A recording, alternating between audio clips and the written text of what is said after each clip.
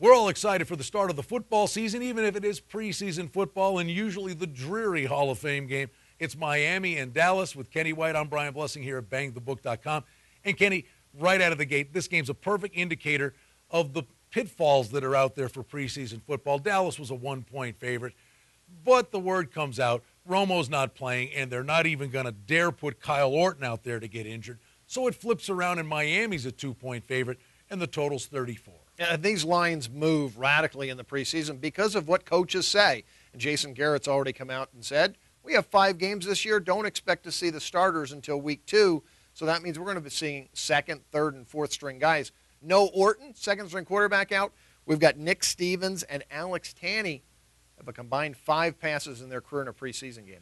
You can come up with a lot of solid angles, but there are breakdowns because there are a lot of guys playing that aren't going to make the teams. So there are pitfalls in the second half of these games. But for starters, you look at quarterback rotation or a situation on a certain team. How about Buffalo? You got a quarterback battle brewing there, and 5 wide receivers vying for 3 spots.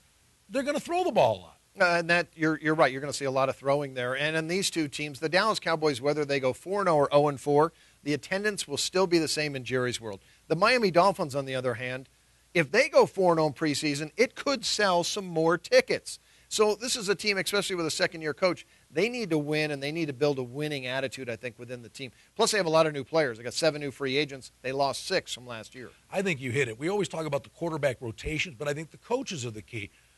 Some coaches just don't care. Health is at a premium. They don't want anybody hurt for the start of the season. But you'll get new coaches coming in, trying to put a stamp on a franchise.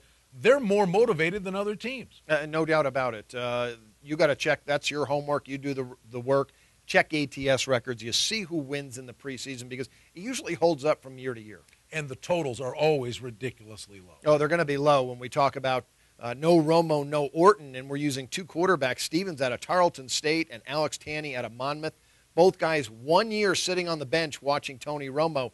They have no experience against NFL, so it's going to be a very low-scoring football game. And it's not only that they don't have experience, but the coaches, knowing they don't have experience, they're not going to stretch the field. If anything, they're going to throw little flare passes, but more often than not, they're just going to run the ball and evaluate the offensive line. Very conservative game plan, obviously, and you mentioned it already. Coaches don't want their players to get hurt, so I think the more conservative game plan you have going in, less injuries there'll be, more blocking and tackling straight head up. And I think that's what you see early in the season. Last year's game, 17-10 New Orleans over Arizona, 2 teams that did like to throw the football. There you have it. Preseason football kicks off with the Hall of Fame game on Sunday, and we're looking forward to a big football season with you here at bangthebook.com.